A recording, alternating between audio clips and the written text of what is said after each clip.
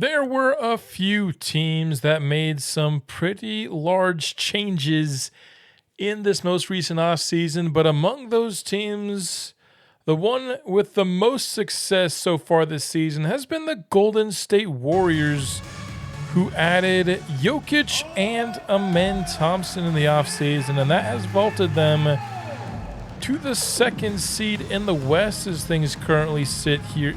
In the post-Steph Curry era, they've already rebuilt another great team in the Western Conference, and we've been kind of having a theme of going through all the new-look teams so far this year. So let's continue that here today by facing Golden State. Going to be a tough matchup for Ken Nixon in this game as Moses Moody gets free at the rim. Amen Thompson is a tough guy to score on, and here he's going to try to get him in isolation. Amen Thompson gets the block. Great defense there from Amen.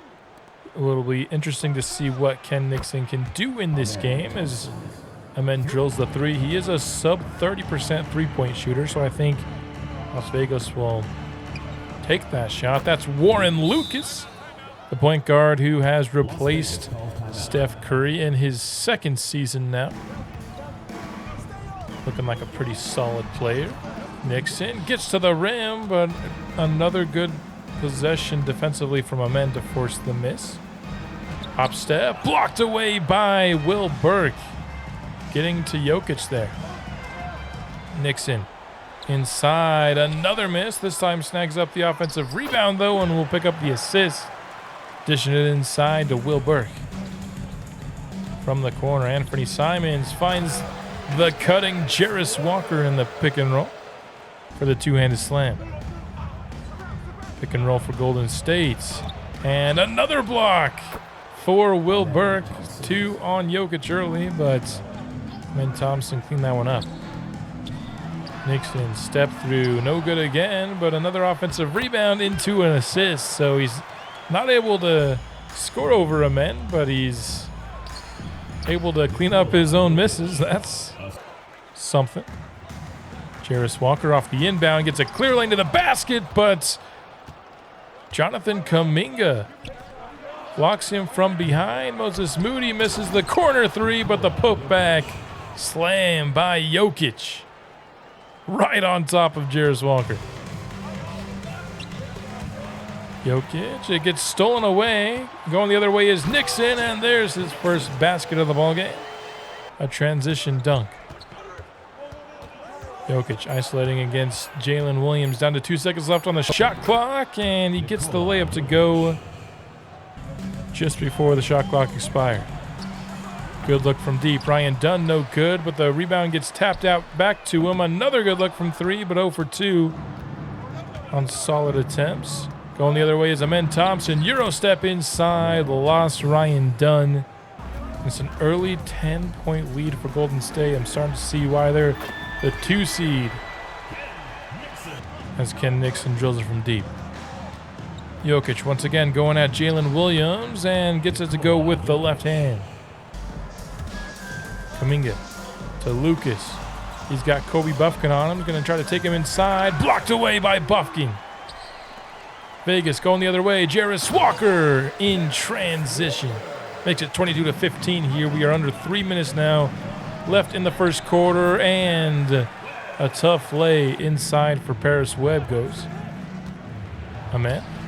Out to Kuminga. Nearly lost it. Instead, it's a miss that's tapped back up and in by Thompson. So both Ken Nixon and Amen Thompson have a couple of offensive rebounds here in the first quarter, as Jokic continues to take advantage of Jalen Williams. That's his one weakness, is he often ends up going up against the starting center a lot in the first quarter. And when it's the player of the caliber of Jokic, him being 6'9" does present a little bit of a problem. That's Marvin Mason, the 5'10" point guard from this last draft class. Tries to go inside, but is stolen away. And Will Burke running the court. The big man gets fed for the easy slam. The assist goes to Anthony Simons. Mason Inside this time, not stolen. And the pick and roll works to perfection for the Warriors. Simons was really good last episode after a struggle to start the year. Gets things going there. Now, oh, what a crossover. Gets Marvin Mason. Caught him looking for a steal. Gets the easy layup inside. Jalen Smith cleaning up the offensive glass. Neither team doing an excellent job rebounding defensively early on in this game. Simons misses the three and leads to a Walker triple on the other end. Golden State holds a 7-point lead here. Webb hands off to Simons. Trying to get some space against Smith. Got him to go for the pump fake, but finds Hawkins in the corner for three. Bailed him out of kind of a tight spot there for Anthony. Hawkins now going to run some pick and roll with Will Burke. Thought about taking the shot instead. Dishes it inside to the big man and one. Jokic picks up the foul. Jokic has a mismatch against Paris Webb, and you know he's going to find the open man if you give him a chance to. Simons, good look from deep off the Paris Webb screen. Lucas going up against Anthony, gets to the rack and scoops the layup up and in. Double screen for Anthony. This time it's a bounce pass inside and a scoop layup with the left for Paris Webb. In the corner, setting up a three-point look for Paris, and it's 5 quick ones here halfway through the second quarter for Paris Webb. Simons takes the screen. Shot clock at 5. He steps back in the mid-range and drills another one. We are tied now, 42 apiece. Simons, good look inside to Will Burke, and now Las Vegas takes the lead. This one stolen away by Burke. Great outlet pass to Walker and one. Jonathan Kuminga with the foul, the turnover into the quick baskets. That's what you love to see. Walker gets by Warren Lucas, and he is having himself a good first half. Jokic, no good over Will Burke. I've liked a lot of what I've seen defensively from Will Burke against Jokic in this game, and the transition triple goes to Ken Frozone Nixon. Lucas, wide open three off the Jokic screen, cleaned up by Jokic, and that's a second triple for Amen Thompson here in this first half. Pick and pop, Burke all alone from the mid-range. Maybe could have taken that an extra step back and gotten an extra point there, but we'll take the make. As we end this first half, it's going to be a 3-point lead for Las Vegas, 54-51. I said last episode that we had our best game of the series. I don't know if this is quite that, but I'm impressed once again by how this team is playing. I mean, Nixon struggled to shoot a bit. Amen Thompson is a very tough defender to go against, but I'm liking what I'm seeing on both ends from this team in the first half of this ballgame. Let's see what we can do in the second now. Warren Lucas inside to Jokic, who slams it in the face of Will Burke. Dunn, solid look from deep, gets his first points up and in. 0 for 3 in the first half for Ryan Dunn. And here he turns it over, trying to find Will Burke inside, going the other way. The Warriors get a basket from Moses Moody. A key component of my Nashville Sound series a couple of 2Ks ago. Nixon going against Thompson. It's been tough to score on him. After a variety of spins and fakes, he does get the layup to go on the inside. Kuminga, good look from the wing, drills a triple to tie us back up at 59 apiece. Dunn against Moody. He gets to the basket. Nice job staying patient with it. Jokic versus Burke once more. Swings it out to Warren Lucas and then gets by Burke on the cut for the slam. Jarris Walker inside. Oh my goodness! Jarris Walker all over Moses Moody. The defender got caught trying to go for the steal, and Jarris Walker ends up with a vicious slam. You see this shooting foul here. 5 already on Will Burke. 7 minutes to go in the third quarter. Not what you want to see. And Jarris does it again. Off the offensive rebound. Comes flying in for the basket. Simons tried to add to the dunk party. Couldn't quite slam it home, but he does get the and one. Jokic, a fadeaway in the post. Not very pretty, but that's Jokic's game. Looping inside is Will Burke for 2. Tight ball game here as we start to close on the third quarter. Moody gets to the basket on Strother. Off the inbound, Jordan Hawkins trying to take it inside on Moody. Does get around him with the crossover to the left. Lucas running some pick and roll. Finds Smith through the defense for the layup. Buffkin now setting up something for Ken Nixon, and he gets it to go. Probably thought he deserved a foul call on that one. But we'll take the basket. Lucas, tough lefty layup there. Goes in for him. Nixon going against Amen Thompson again, and it took him a minute, but the patience pays off as he eventually finds a window inside for a layup. Offensive rebound by Smith. Makes it 79-78. We're under a minute left in the third. Moses Moody gets by Hawkins on the baseline drive to give Golden State back the lead.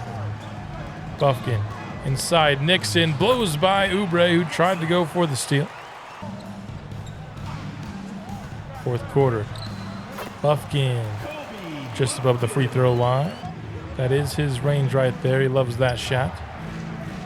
Oubre finds Walker. Good look. And great ball movement by the Warriors to create that shot. Jokic has 3 defenders on him. This zone defense trying to do anything to keep Jokic from scoring, but he's always going to find the open man if you're putting that many bodies on him. Nixon finds Paris Webb inside. Layup goes. Buffkin now trying to drive in on Taurean Prince, and he does eventually find a shot. That will drop in for 2. Kuminga, shot clock down to 5, finds Jokic. It is rejected by Jalen Williams. Out of bounds. Jokic has gotten the better of Jalen Williams often in this game, and not surprisingly so, but Jalen Williams with a little bit of revenge there. Will Burke sagged off Jokic a bit too much on that pick and pop. Easy corner 3 for the Joker. Walker slips by his defender after setting the screen. Wide open 3. He continues his very strong performance here against Golden State. Blocked by Will Burke, and then blocked again. Will Burke making his presence felt on the interior. 5 fouls. Who cares? That's not going to stop him from protecting the paint. That one careening off the backboard. The double block by Will Burke. Nixon, that's usually a good shot for him, but cleaning up the glass is Will Burke again. 12-point lead here, 2.5 minutes to go. Jarris Walker wide open from deep. What a game from Jarris. Warren Lucas driving in on Anthony Simons. Oh man, crossed him up. Simons goes to the ground for a second. 2 minutes remaining. Warriors trying to press us into a turnover. Instead, they leave Nixon open from the mid-range, and he gets those 2 points right back. Will Burke cutting inside. Jokic had fouled out at this point in the game. We were worried about Burke fouling out with 5 fouls so early in the third quarter. Instead, Jokic ends up being the one, and the Venom will pick up a 111-96 victory over the 2-seeded Warriors. This is a very close game for the most part, and then we just kind of clamped down at the end. The defense really showed up the final few minutes, and we were getting good looks. I think it took us a little bit at the beginning of the season to kind of find out what we want to do on offense, but these last couple of episodes, this team is really starting to gel together. I think Simons has accepted his role as more of the third scorer now. He's taking fewer shots that are annoying. There's no better way to put it. We're getting more plays for Nixon and Burke. Jarris Walker really shined in this game. 29, 8, and 3. 4 turnovers for Nixon. He ended up shooting just below 50%, so not bad when considering you're guarded by Amen Thompson. 20, 15, 3 assists, 2 steals, 4 blocks for Burke. Jarris Walker, his best spotlight game so far this series, 8 of 11 from the field. Simon, 16 and 8, shot 50%. Paris Webb was in double digits. The only guy who didn't really shoot well was Ryan Dunn, and that's not even really what we have him on. I guess Jalen Williams as well wasn't his best self in this game. Also had a very tough matchup in Jokic for a lot of his minutes. We just got news of a pretty devastating injury for Kobe Buffkin. High left ankle sprain. He's out 8 to 10 weeks. That's a pretty significant amount of time. And we don't really have a plan to just swap backup point guard minutes. So what I'm going to do instead is use this as an opportunity to try an experiment that I've been thinking about ever since we drafted Ken Nixon, and that's to have Ken Nixon run some lineups as the point guard. Here's what that's going to look like, and the only real change is I always had one of Simons and Nixon on the court at all times. It's just that when Simons was off the court and Nixon was on, he'd be playing the 2. Now he's just going to be being the 1 during those stints. And Strawther and Hawkins' minutes are going up to 24 apiece. We're going to be reducing our lineup to a 9-man rotation. The other possibility is I could have started to play Harrison Barnes, as he's the only player that could theoretically take some small forward minutes away. But I think this is what we're going to go with. 9-man rotation here with some increased minutes to Strawther and Hawkins. As we pass the trade deadline for the season, there weren't a ton of massive trades. The biggest one by far was the Jazz getting Rudy Gobert back, as the Timberwolves are one of the better teams in the West, and they are looking to upgrade the center position.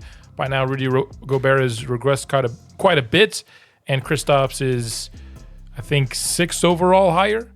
So the Timberwolves get an upgrade at center as well as a better bench wing. And the Jazz get a few picks and a center prospect, and they just have to take on the last year of Rudy Gobert's contract. He might have a player option for the next one, but Rudy Gobert back to the Jazz. They took Frederick Rodman in the most recent draft, and so they don't need a long-term center option, as they hope he will grow into their starting center soon. And they get a reunion with one of the best players they've had in recent years. We're about to pass the contract extension deadline. We only have 2 that are eligible. Reynaud does not want to re-sign, but Jalen Williams will, so I'm going to go ahead and take care of that now. I think a solid, if he'll go for 2 years, 8.5. And that's what he does sign with us. So we get that done ahead of free agency here. Everyone else is either not eligible or, in the case of right now, does not want to come back. Now, at the end of February, we've gone through 60 games, and we have a record of exactly 530 and 30 on the year. Let's see where that puts us in the West currently.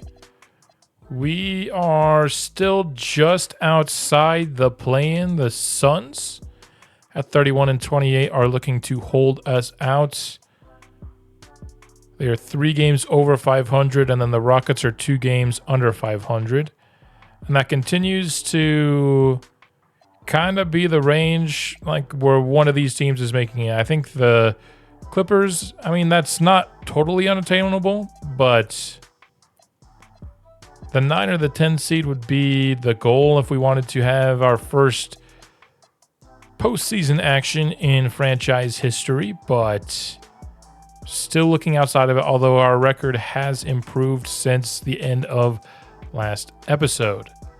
We've got 22 more games to go on the season, and they're going to be the determining factor whether or not we make the play-in or if we will be looking forward to the offseason once the regular season ends. I do want to take a look at how the players are doing here now that we are closing in on the conclusion of the season. Ken Nixon's scoring has gone up. It is now 26 points per game. He is up pretty much across the board with his numbers. His efficiency is really, really good this year. His 3-point percentage has gone up a lot. He struggled there to start the year, but that hasn't been the case since. He's 1.2 assists higher than he was last year. And I think the scoring has gone up since we started playing him point guard minutes. So that's something to keep an eye on. Something that we could maybe major in more going forward. Anthony Simons scoring is down again, but this would still be his career high before Las Vegas. And what's slightly concerning, though not really all that concerning to me, is despite the fact that the volume is down, the efficiency is also a little bit down, but it's still not troublesome, I don't think. So like 47% from the field for a guard is pretty fine. I think 36% from deep is a little bit lower than you want, but not by a ton. Will Burke had a little bit of an injury. I don't know why his game starts and game played are different. That shouldn't have happened. So I don't know what that is, but he was out for just a couple of games. He's now 16 points, 9 rebounds, 5 assists, which is actually leads the team in assists. He has just under a still 1.3 blocks. He's shooting just under 50% from the field. That is down. I think he was over 50% the last time we checked in on him. 39% from 3. And, I mean, our top 3 scorers are absolute money from the free throw line, which is why we're one of the best free throw shooting team. We might actually even be number 1. Jarris Walker into double digits for the first time in his career in terms of points per game. Got that nice boost in the offseason to his overall. Also 7 rebounds, 3 assists, 2.5 stocks. Shooting almost 55% from the field is really nice. 39% from deep is a big upgrade over what he was the first 2, 31 and 30%. The 3-point shot falling a lot more consistently for him. Hawkins is up next, 8.8 points per game for us. 43% from the field, but that's because most of his shots are 3-point shots where he's shooting 42% of them. Strother, very similar numbers here. These guys have been kind of linked throughout the series. He's better from the field and from deep, though, so that's something to consider. He does take fewer attempts than Hawkins from 3-point range, though. Our other rookie, Paris Webb, having a solid rookie year at 8.3 points, 3.7 rebounds, just under an assist, and roughly 1 stock per game. 47% from the field, just 32% from deep. I mean, not super surprising. I think the more surprising number is that he's not even taking 1 per game. So his 3-point tendency is just probably a little bit low. I mean, he's only taking, 7 shots. I'd expect maybe 1 or 2 to be 3 points, not less than 1. And he's also a really good free throw shooter. We got some great free throw shooting rookies this year. Buffkin's been injured for the last 13 games, but so far this year, not all that impressive. But he certainly has good moments.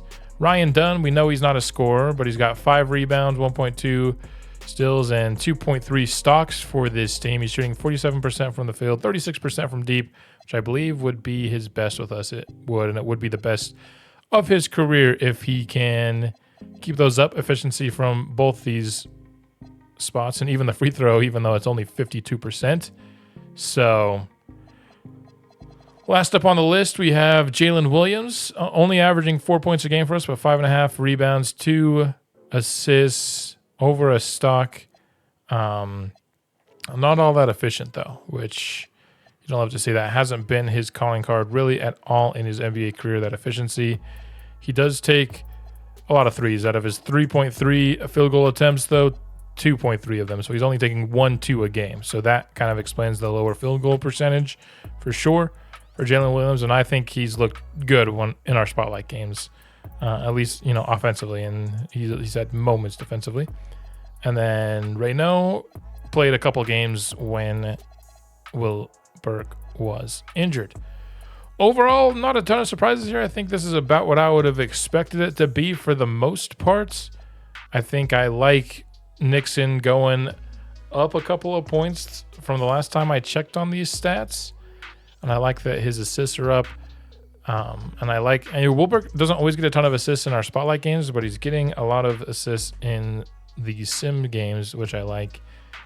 And now that he's back healthy, we'll see what we could do down the stretch of this season. I'm excited to see where we end up. Are we going to be just on the outside looking in on the play-in this year and looking towards next year, or are we going to get our first taste of postseason action? Find out on the next episode, which will be coming out soon. And until then, Fangs out.